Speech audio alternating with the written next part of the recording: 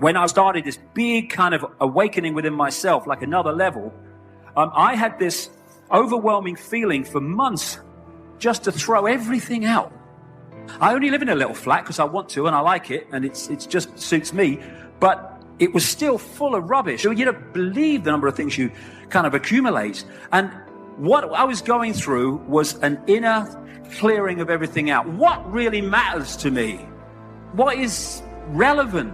And so much doesn't matter. We hold things on within ourselves that don't matter and we get stressed about them. I was going to the bloody recycling tip day after day after day. They're saying, it's you again. Yeah, more stuff. After that I stopped because I had nothing else to throw out. I went through a process and, I'm quite a clean fella, but I'm not obsessed with it. But I wanted to cleaning everything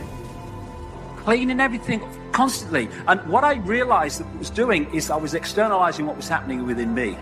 And it was such a wonderful experience to clear out external expression of it, but the inner clutter, to start to realize what really matters.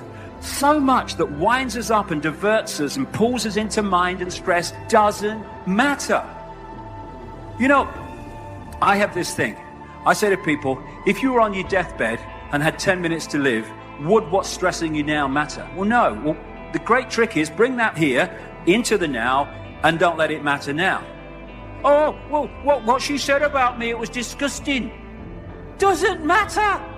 She'll say something else tomorrow. What does it matter? All it matters is we are consciousness having an experience. And we know that we're consciousness having an experience. And taking responsibility is taking power back.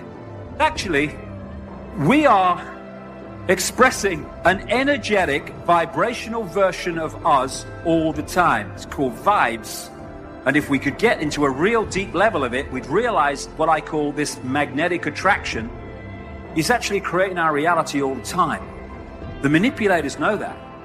If they can bring you into certain states of being, certain states of stress, certain states of fear, they know that by doing that, you are going to generate the vibrational frequency of those emotional states, and you are going to draw other sinking energies, other stressful, fearful, emotional states towards you.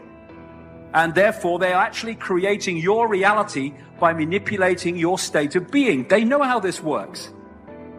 And if we take responsibility, as Carl Jung said, people will do anything, no matter how absurd, in order to avoid facing their own soul. But if we say, I am responsible for what I am creating, what is it about me that's pulling this in? You take responsibility, and what you're saying is, I have the power to control my reality. I've just got to take responsibility for what's happening and then realize why it's happening. And with that realization, the vibrational frequency I'm broadcasting changes, and we stop pulling that kind of thing into our lives anymore. We changed our reality. And then comes a point when it's time for another stage to arise, where the dream of form is no longer, consciousness is beginning to awaken from complete identification with form. And that is happening to many humans. And this is why human beings are drawn to spiritual teachings, with the awakening from the dream of form. Who am I? What does it mean, I? What is identity? What does it mean when I say I? What does it feel like? What is I? What am I? Now, most people, yet, if you ask them, who are you? They will define the word I in terms of form. They will say, well, obviously this body, that's I, which comes maybe first, and then there comes the mind with its accumulations, its habitual thought movements, its memories. There come the emotions that go with the thought movement.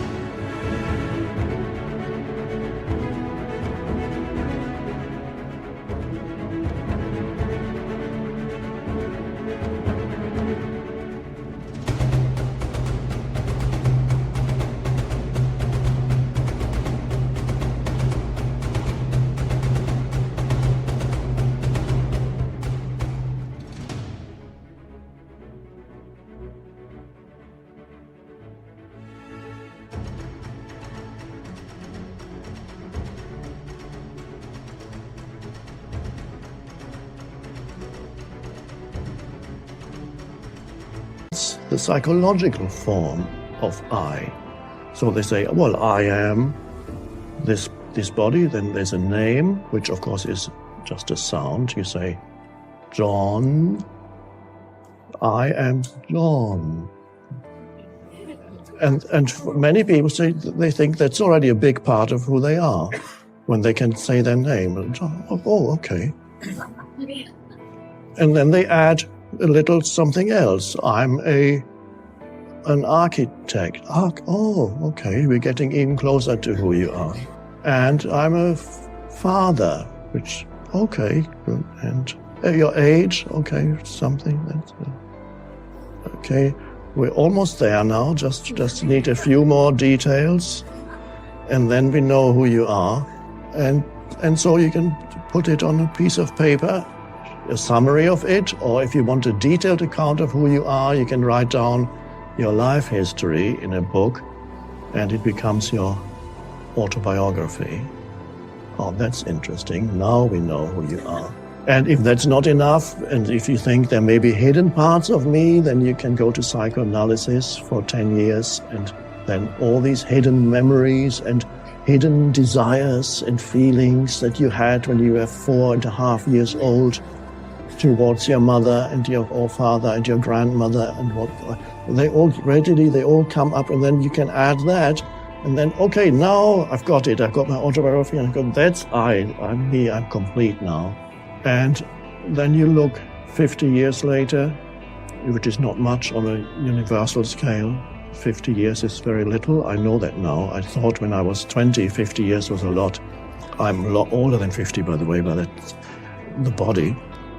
The 50 years pass, and what's left of the body and the psychological me, that entity in the head with its history, what's left? Nothing. This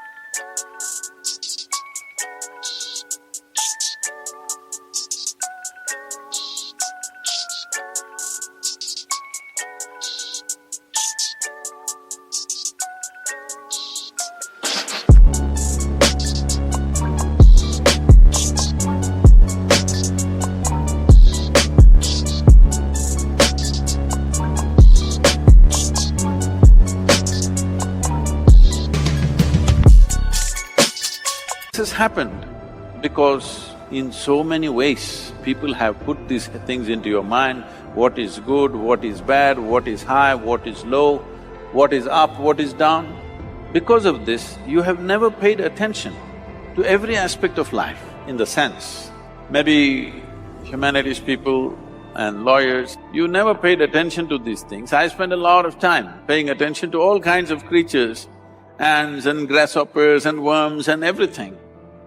If you observe, let's say, an ant, or let's pick up something little more than an ant, like a grasshopper, it's easier to see him. If you look at him carefully, whoever created this grasshopper has paid as much attention to a grasshopper as they have paid to this one. Please pay attention and see. When the source of creation has given equal attention to ant and you, who the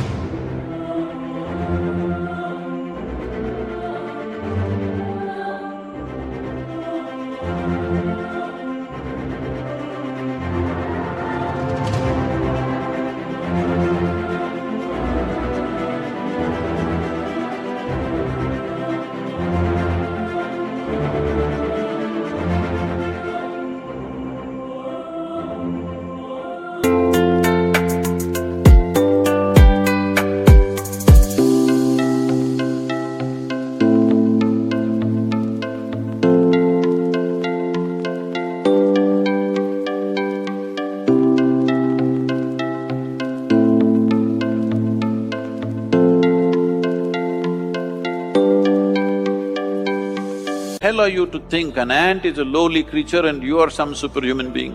Why are you making this judgment? Creation has not made this judgment. You may think you're superior simply because you're in a latent manner, you're walking on this planet, but that's not true. The fact of the matter is like this. See, if all the worms on this planet, right now if all of them die, all the worms, in about 12 to 18 months, all life on this planet will cease, everything, including you and me. Suppose all the insects die today, in something like 2.5 to 4 years' time, all life will cease. But if all the human beings die, the planet will flourish. Yes, we make good manure. If human beings go away, right through this building trees will grow, isn't it? Yes or no? Everything will flourish. So, who the hell is telling you that you are the most significant life? This idea that the cosmos is human-centric is a stupid idea. In this cosmos, even this solar system is a tiny speck. Tomorrow morning if the entire solar system evaporates, nobody will notice it. That's how small it is. In that tiny speck, planet Earth is a microspeck. In that microspeck, Bengaluru is a super microspeck. In that, you are a very big person with great self-esteem. This is not a simple problem.